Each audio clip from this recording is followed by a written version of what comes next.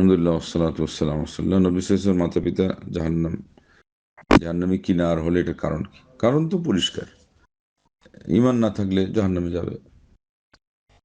কিন্তু এটা এক বাক্যে বলা যাবে কিনা সেটা হলো কথা। আল্লাহ বলছেন যে আমি বার্তাবাহক প্রেরণ করা ছাড়া কাউকে শাস্তি দেই না। এখন ওই সময় বেশিরভাগ মানুষের সামনে থেকে আগের যে ধর্ম এটার চিত্র হারিয়ে গিয়েছিল। গুটি কয়েকজন ছিলেন দিন হানিফের উপরে, তারা মূর্তি পূজা করতেন না। কিছু পুত্রবধূ চৌধুরীর মানুষ ছিলেন, তারা ব্যভিচার করতেন না, সুদে লিপ্ত হইতেন না। কিন্তু এরপরও আমাদের নবী সাল্লাল্লাহু আলাইহি ওয়াসাল্লাম যে ইসলাম নিয়ে আসছেন, এটা গ্রহণ করা ছাড়া জান্নাতে যাওয়ার কোনো পথ ছিল না, আজও নেই।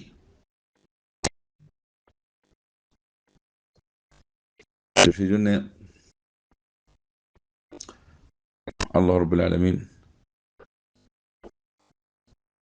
ওই পরিস্থিতিতে যাদেরকে রাখছিলেন তারা তো মুশরিক, কাফির, কেউ তো সধর্মী না, সব বিধর্মী ছিল।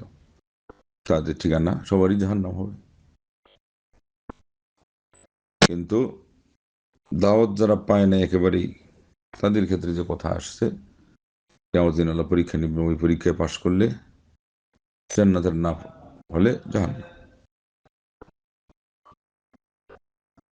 এমন অবস্থা আল্লাহ নবী সাল্লাল্লাহু আলাইহি ওয়াসাল্লামের কথা বলা যে তার পিতামাতা বা তার পিতাও জাহান্নামে, এটার অর্থ কি? এটার অর্থ হলো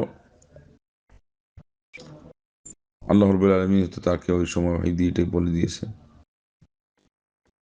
অথবা স্বাভাবিক অবস্থার কথা। ওই সময় যারাই ছিল সবাই কি জাহান্নামে যাওয়ার মানুষ ছিল। কেউ তো সঠিকভাবে আল্লাহর পরিচয় পায় নাই, লা ইলাহা ইল্লাল্লাহ ঠিক মতো পড়ে নাই, শরীয়তের কোনো কিছু তো ছিলই না। তার ভিত্তিতে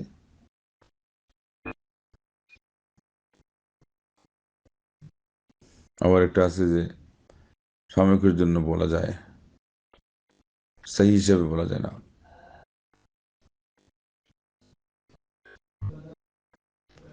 তো এখন আর উদ্দেশ্য হবে যে এখনকার যে এই দুনিয়ার যে বিচার, ওই সময় যারা ছিল আমার বাবা তাদের মধ্যে ছিল, সেই অনুযায়ী তাদের জাহান্নামে যাওয়ার কথা। কিন্তু পরীক্ষায় যদি পাশ হয়, পরীক্ষায় পাশ করলে জান্নাতে যাবে। যেমন 4 গ্রুপ মানুষের আলাদা পরীক্ষা হবে। অ্যাবনর্মাল তাদের মধ্যে শামিল, শুনতেই পায় না এরা শামিল, বধির শামিল, মুখ শামিল, অন্ধ কথা আসেনি খুব সম্ভব। মোট কথা যারা ইন্দ্রিয় দিয়ে ধরতে পারে না, তাদেরও কথা আল্লাহ শিথিল করেছেন, হাদিসে আসছে। কিন্তু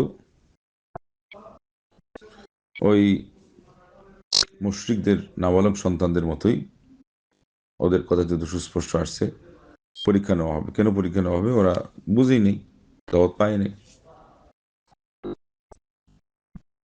আর এখানে 4 প্রকার যারা প্রতিবন্ধী, তাদের কথাও বলা হলো, যেটা আল্লাহ রাব্বুল আলামিন তাদের হিসাব উঠাই দিয়েছেন। কিন্তু ওই দিন তো আর হিসাব উঠাই দিয়েছেন, আজকে তার ইন্দ্রিয় কাজ করে না, ওই দিন তো কাজ করবে। এই জন্য তাদের সহ, এবং তার সাথে একদল আলিম বলছেন যে আল্লাহ নবী সাল্লাল্লাহু আলাইহি ওয়াসাল্লামের শুধু মাতা পিতা নয়, ওই সময় যারা ছিল, যাদের কাছে দাওয়াত পৌঁছে নেই, তাদেরকে আল্লাহ তাৎক্ষণিক পরীক্ষা নেবেন। ওই পরীক্ষা পাশ করলে তারা জান্নাতে যাবে, না পাশ করলে জাহান্নাম।